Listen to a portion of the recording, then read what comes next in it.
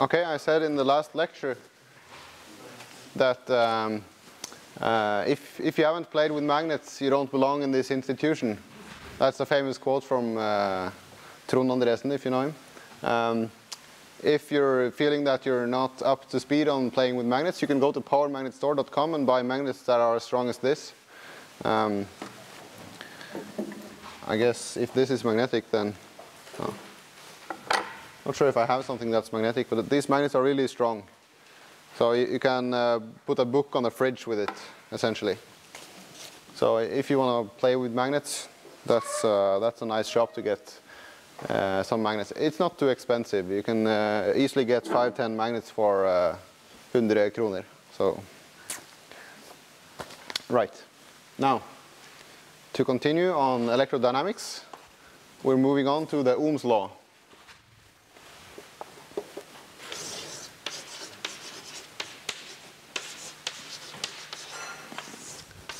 In more general terms than you've seen before, and it looks like this. Well, let's see. Yeah.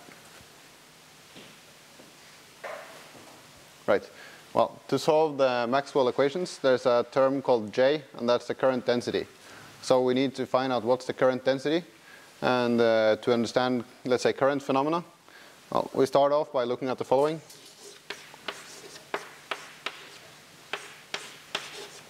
The force on a charge from the electric field is, well, this, Q times the electric field. That's actually the original definition of the electric field, which was, well, not sure actually where that came from.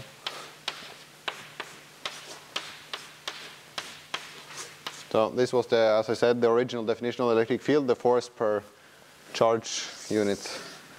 Now, there's something called the conductivity sigma.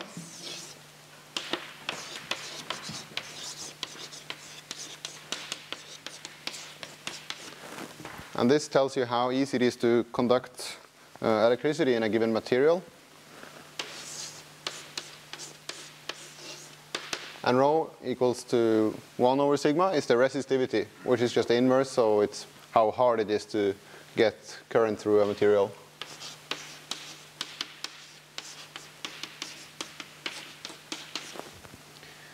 And the units of sigma is inverse ohm meters.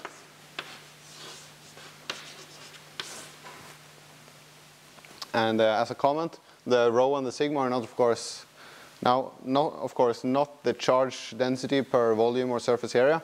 They're instead conductivity and resistivity. And in electrodynamics, it's well, we won't be discussing charge distribution so much right now, so I think that's fine.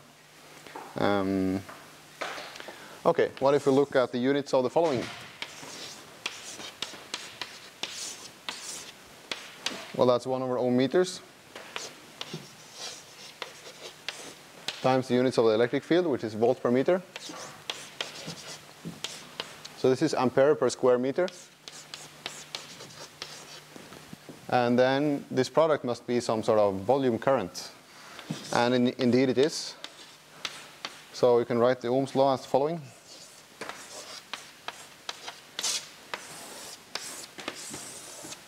There you go. The conductivity is the proportionality constant between the electric field and the current. So if I insert some electric field in a material, how much conductivity do I get from that?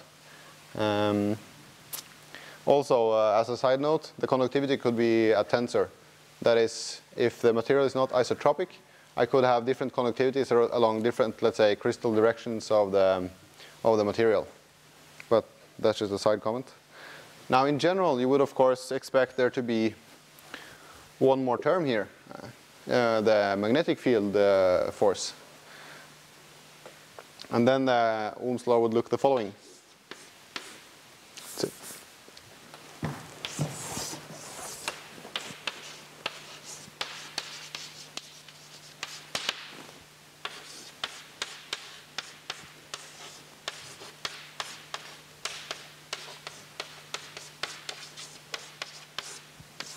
However, for most purposes, when you're dealing with well, currents in your lab or wherever, you don't think so much about this term. It's usually small because if you do the calculation, the velocity that the electrons in a conductor move with is actually very small. It's really much smaller than the speed of light. It's more or less on the order of magnitude is more or less on centimeters per second or less. It's very little. So often V cross B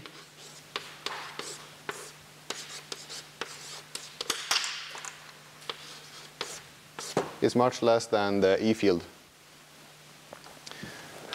Now I thought it would be fun if, since we had so many examples and experiments today, we might as well throw in some examples of places where this term is actually quite significant. And first of these, example 1, that's the Hall effect, which is used a lot in semiconductor manufacturing to measure several quantities. So if you look at, let's see. This is some sort of wafer, a thin slice of conductor.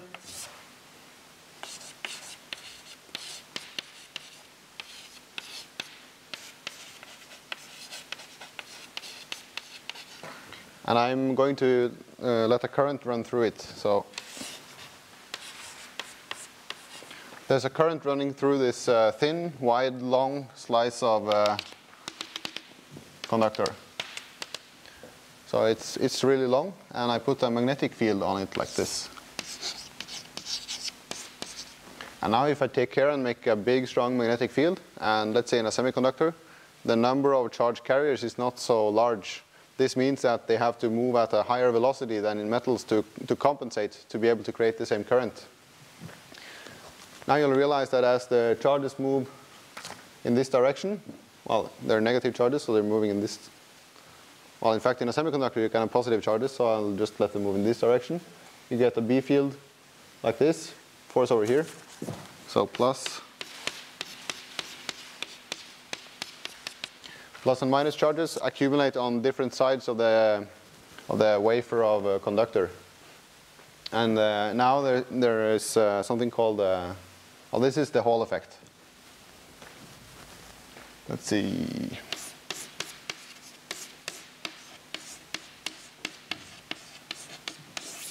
There you go, that's the Hall effect. And now because there's, of course, a voltage difference when I get this accumulation of charge. So if I connect some sort of voltmeter across here, I can measure the so-called Hall voltage.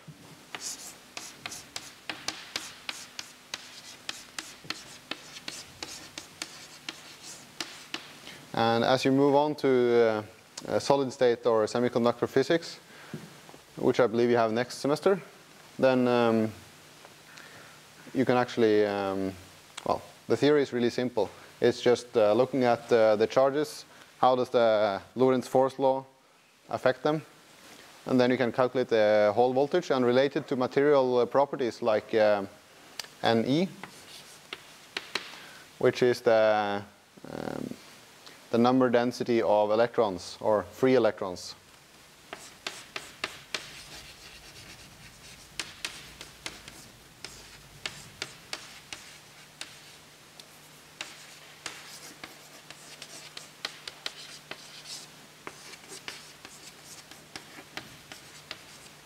And these types of measurements are actually essential to the modern day semiconductor industry to measure, let's say, charge carrier densities and some other parameters.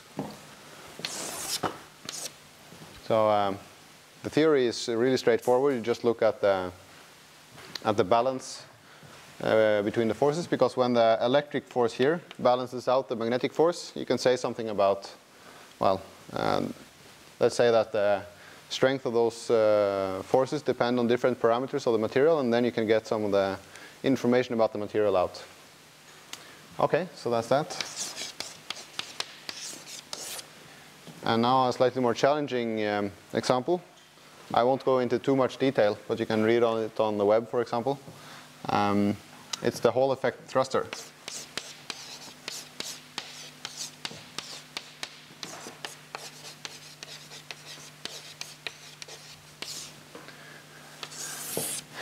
And the setup is basically like this.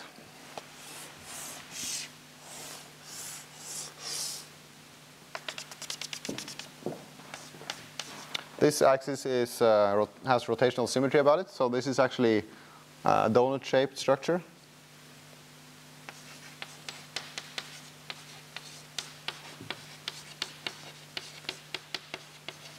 There are coils here and here that are set up so as to produce a radial magnetic field, like this. And of course, on the upper side, there's one pointing up. But there's also an, let's see, there's an anode here, and equivalently down here.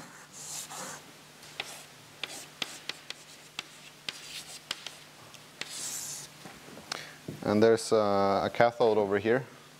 I'm not exactly sure how the details are in the, I'm not an expert of this, so I don't know the details, but they're put over here, let's say, which then makes an actual electric field.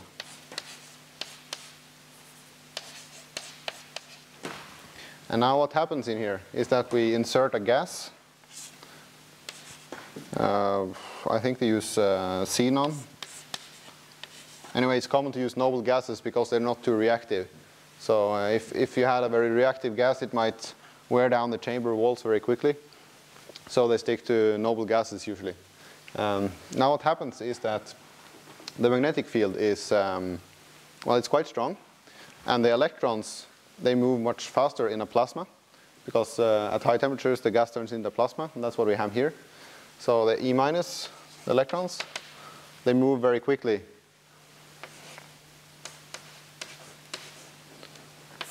It's much larger than the velocity of the ions. Okay, and this of course means that this term, the V cross B term, is much larger. So what the electrons do is basically spin around the magnetic field like crazy. They move a lot around. This means that they bump into gas ions and keep the gas ionized. And while the gas ions, they get ionized, but they're very heavy. They're really, really heavy. They're 4 orders of magnitude heavier than the electrons. So they don't feel so excited by the magnetic field. They don't care so much. But they feel this electric field, which is quite strong to them. And because of that, they're ejected here.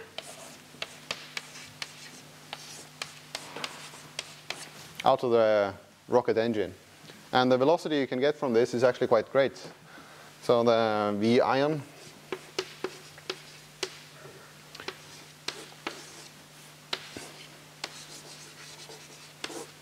is on the order of 20 kilometers per second. That's quite a lot. If you compare this to a chemical engine, like if you burn some sort of gas in a combustion chamber, it's much less.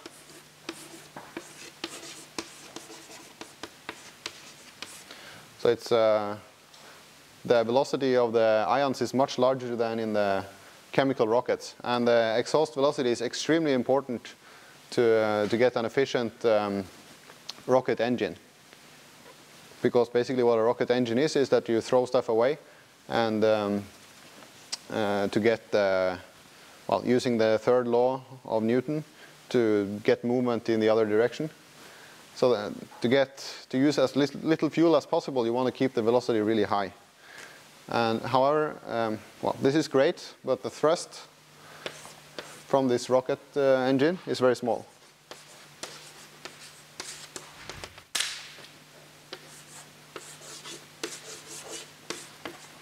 So from what I can gather, they haven't made any rocket thrusters with more than, let's say, a few newtons of thrust. And I don't think they made anyone that they put into space with that much thrust yet. Right. That's pretty much the principle of it. And this is used a lot in space exploration and in communication satellites, that sort of thing. Because if you're in the vacuum of space, then, okay, the force is small, but you can just leave it on for hours and days and weeks even, and get a small thrust all the time, then you actually get a significant net result. So this has been used a lot. and it's becoming more popular because of the low fuel consumption. So for example, satellites typically have small orbital instabilities, so to correct for those you need a small thrust every now and then. Well, this is great because you just keep a small force running for a long time, but it's okay because you're just trying to stay in the same place anyway. Okay, I think that was about it. Any questions about it? Nothing?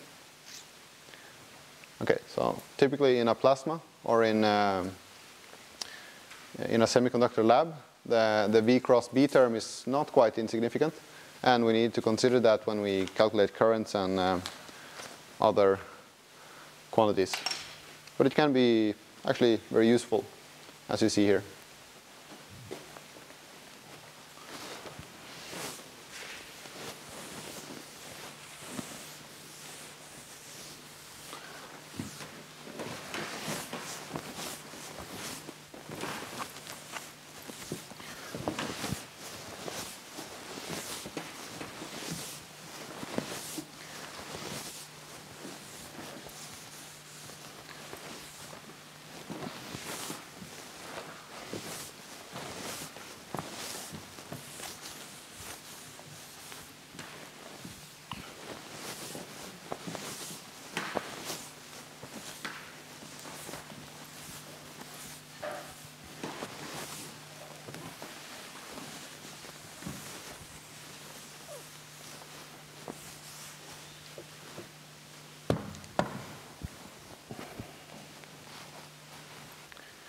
Okay, now the next topic.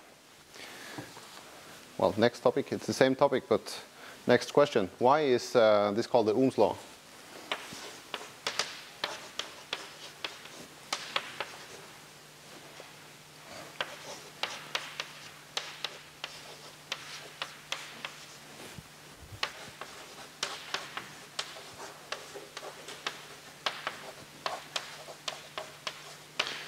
And I think you've all seen Ohm's law before, but maybe not in this form. And the connection is, we can illustrate that by considering the following system.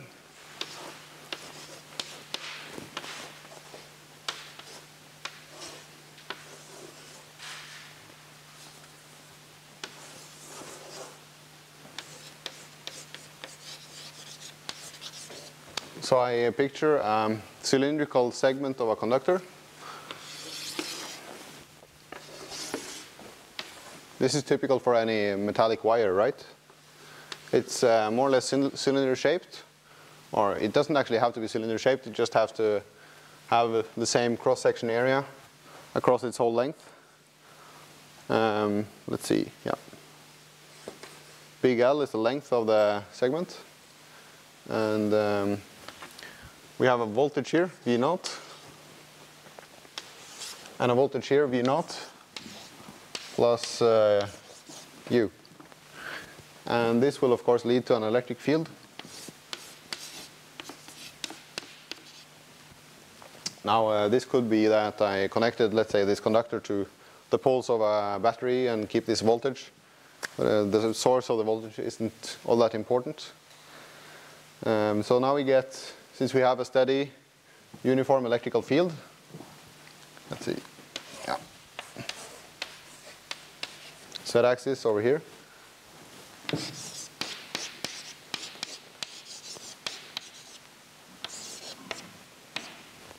There you go. So I just put, in fact, I think I did this with, no, that's okay. So I put an electrical field along the negative Z-axis. We have a cylindrical, or at least constant cross-section conductor. And now we have that J is equal to sigma E, and I'm going to do my favorite thing, integrate. Okay, so if I integrate the current over this volume,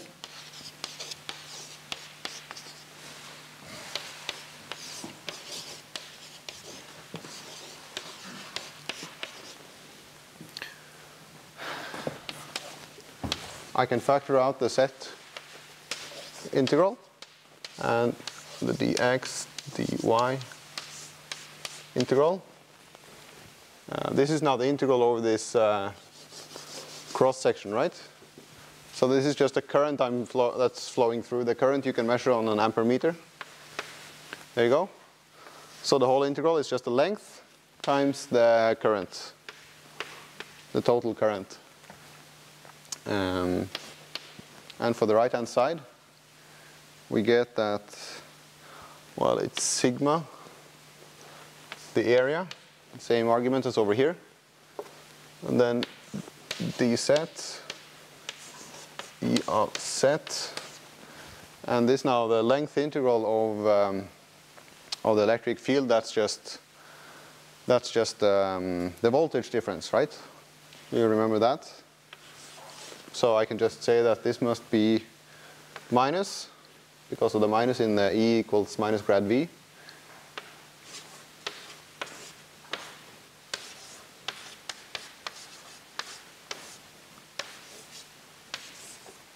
There you go. And the voltage difference is some, well, V naught is just a constant, so it's kind of silly to put it in, but just to keep it general, you see, of course, that U is just, the voltage difference is just U. Okay? And then if I compare these two terms, or put them equal, L times I is equal to sigma A L. And now you can see that the current, sorry, U, thanks.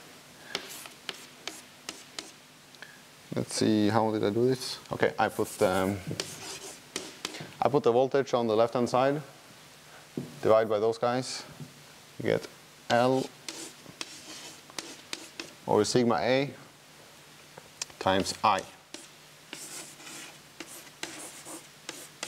That's of course the resistivity of the if I consider this conductor, a resistor in my electrical circuit, then I can just say that the resistivity is this proportionality constant. And that's exactly Ohm's law in classical form.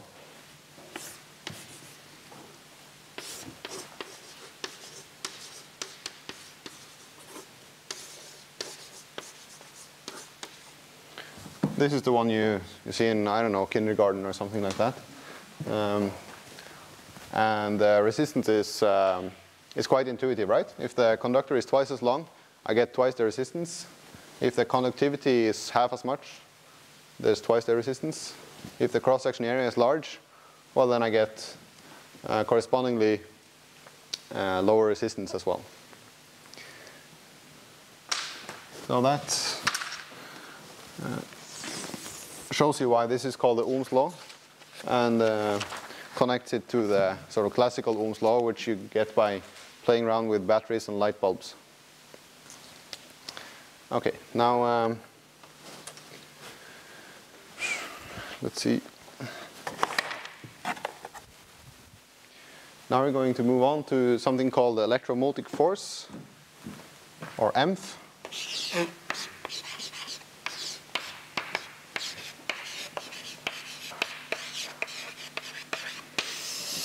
Or the Lenz Law.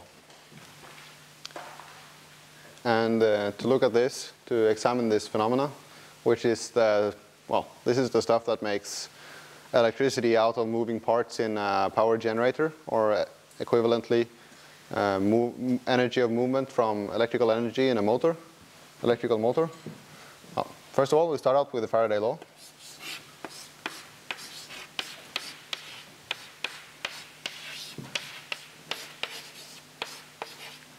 And now I integrate this over some surface. Let's see. Ooh. So I have a magnetic field flowing through this surface area.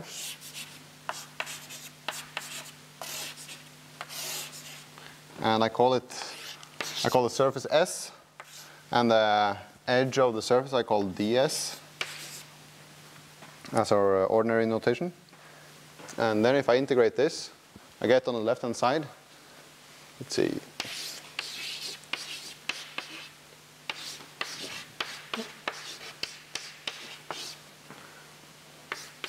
This is equal to the line integral of the E field, right? It's the Stokes law again. Let's see, S ds.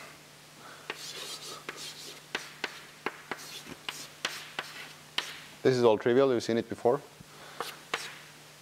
And then on the right-hand side, I move the dt outside.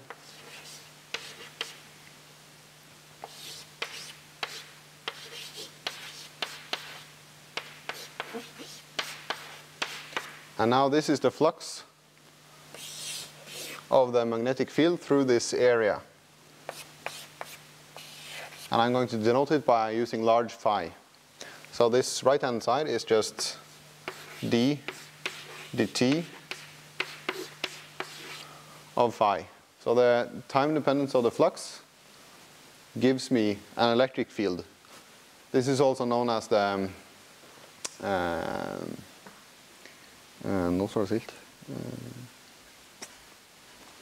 well, the integral form of the Maxwell equations. Let's see. And then if I define, this is the big epsilon, and I hate the fact that they use the same letters for everything. So I put this funny hat on it to distinguish it from the small epsilon. This is called the electromotive force, and in this system it's equal to the following. Well, it's just the left-hand side of this integral.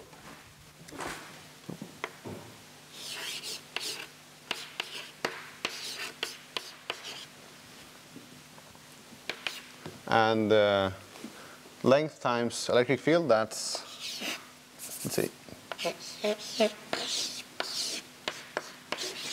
that's volts. So the units of the electromotive force is volts.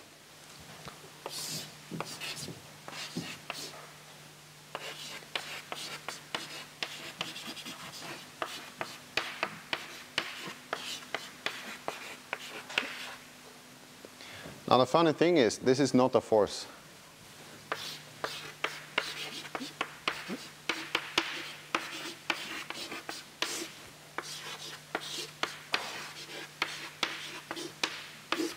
And you can see that, of course, since it has units of volts and it's a scalar, and it's obviously not a force.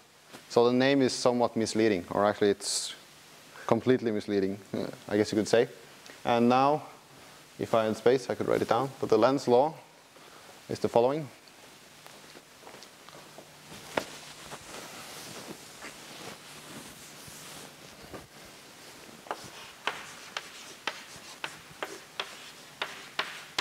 The electromotive force, or big epsilon, is equal to the time derivative of the magnetic flux.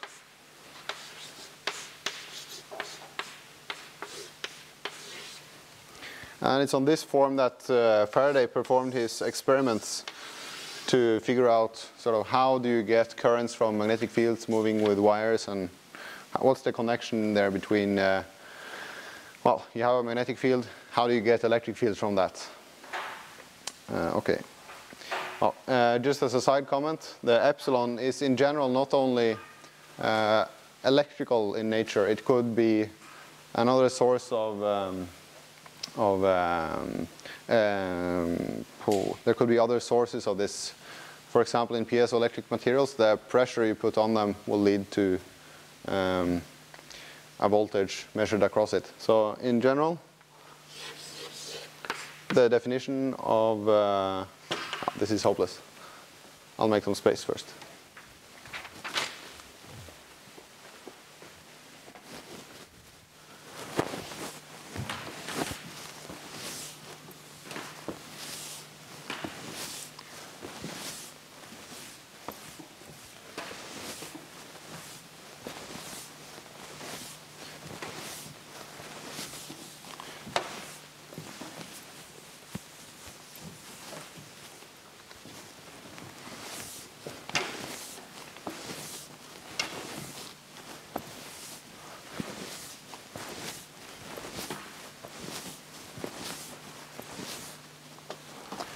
Right. So in general, there could be other sources of the electromotive force, and it's defined in the following way.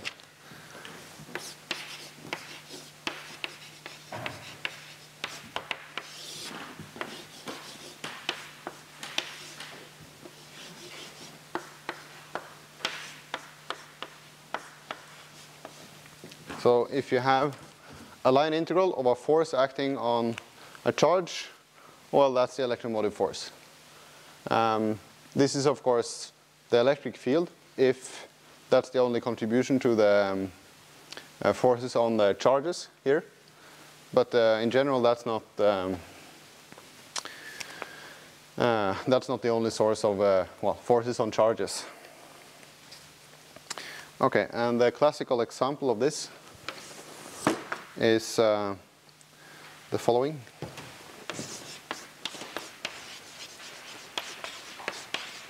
The classical example of the Lenz Law, I mean.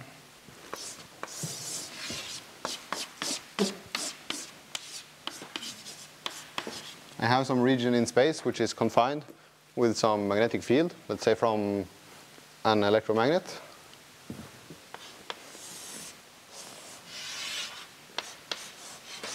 And I put a conductor here with a resistor coupled in this end here, because I don't want perfect conductivity all across the circuit. Now if this is the velocity now, not the potential, sorry. If I pull this, grab this resistor and try to pull the wire out of the region with the magnetic field, I'm actually going to get induced a current. This is one of the famous Faraday experiments.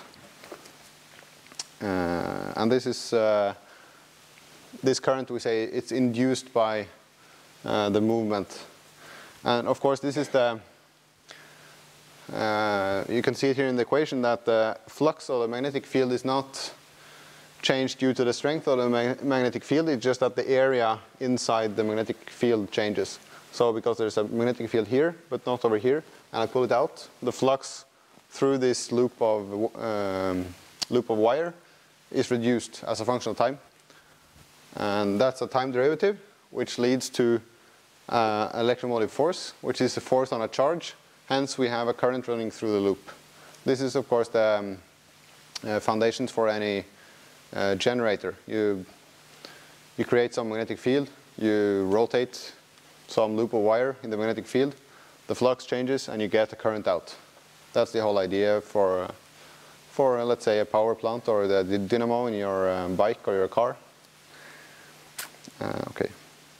Now, as a small side note, the work is done by the guy pulling the wire. So if you actually do this, you're going to feel a force if the magnetic field is strong enough. And this is, of course, the same old rule that magnetic fields do no work. So the magnetic field does not do any work.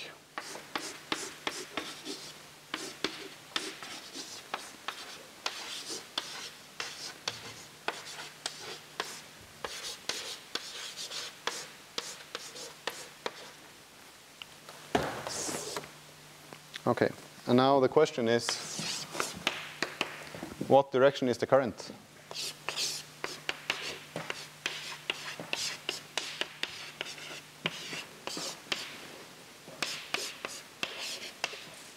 Sure enough, I could look at the equation, do all the math, do all the integrals, take very good care of the signs. But I mean, as you've all seen, the sign often gets lost in confusion somewhere. Hence, there's something called the original Lenz Law, which was just the observation that the current seems to set up a magnetic flux to counter the change. It doesn't want change. So it's a very, you might call it a conservative force in some sense. So if the magnetic field points out of the board, well then there's, if I say that's a positive flux, well, the sign doesn't matter actually. If there's a magnetic field out of the board, like this, well then this one is going to try to keep that field inside the loop. So it's going to, if I use the right-hand rule, well, it's has to be the other way then, given the arrow. So magnetic field inside, I get the right direction. So this current tries to make more magnetic field because there's less and less magnetic field inside the loop. And well, don't do the classic exam mistake that you put the pen in the right hand, and well, the left hand is free, so you want to try to figure out the direction then, which means, of course, you're lost because you have to use the right hand. So I don't want to see any of you guys doing that on the exam now, right? So to summarize, tries to compensate for the for the change in flux.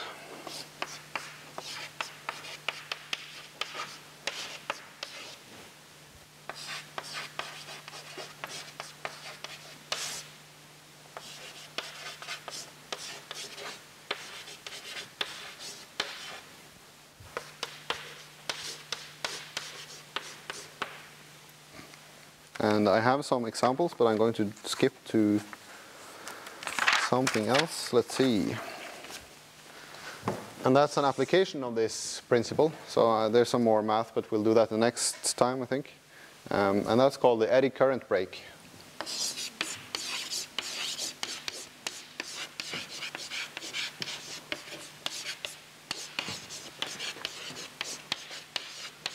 Or magnetic brakes, or electromagnetic brakes, or various names.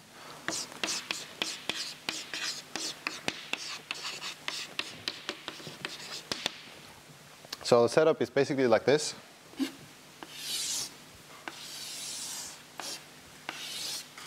This is some cylinder of a conducting material.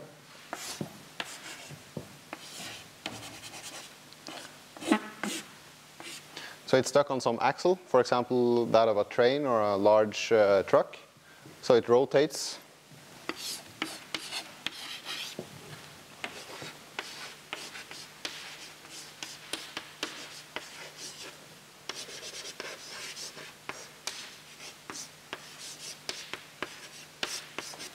So it's basically a rotating metal disc like the brakes in your car brakes.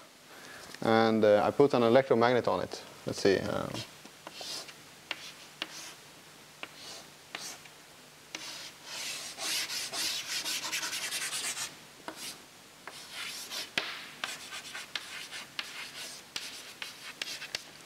And this electromagnet I can of course turn on and off by adjusting the current flowing through the, well, there's some loops of current flowing here, right?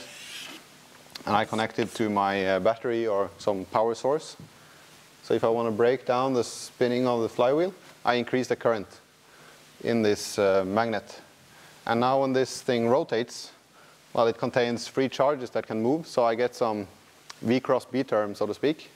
And this will induce a current inside the metal disc. The current can't escape the metal disc, of course, so they sort of run around in the material. So they run in circles or some weird geometric shape inside the disc.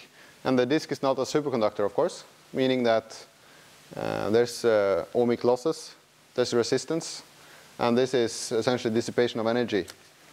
And this is these brakes can't be used to really stop something completely, but it's very convenient because there's no friction here. There's no mechanical friction. If you have a car, then it actually takes some material and then pushes it onto a different material. And this, of course, wears down the brake discs and the brake pads. You've seen this on your bikes, of course.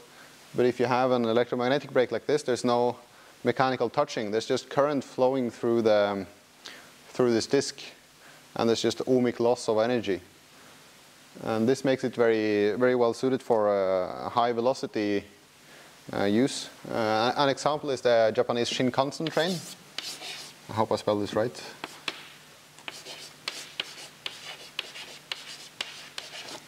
And they have both track-going trains and also magnetic levitation trains.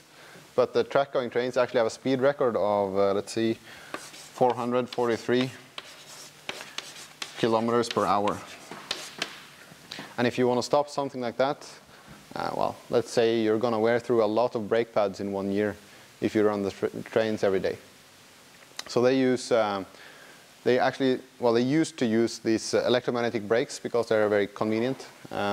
They're also used in roller coasters because they're quite reliable. I mean, you could just put some permanent magnet in the track, and then you have something that some source of current which you can then create a magnetic field.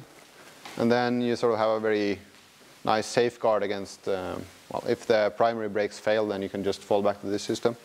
The disadvantage of this, which is the reason why they stopped using them in Japanese trains, is that you can't regenerate any energy.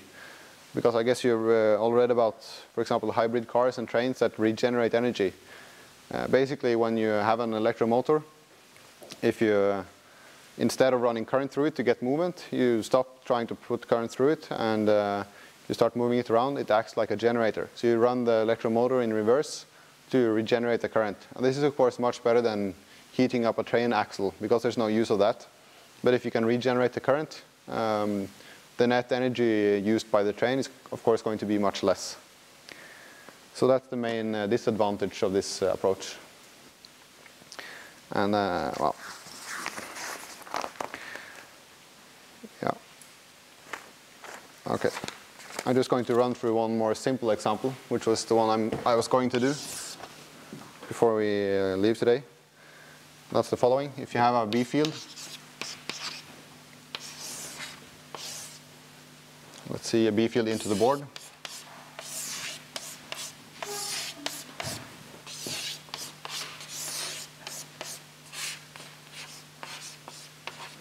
If I take a rod of conducting material and I pull it through a magnetic field, well then the electrons in this rod are going to see a force, of course.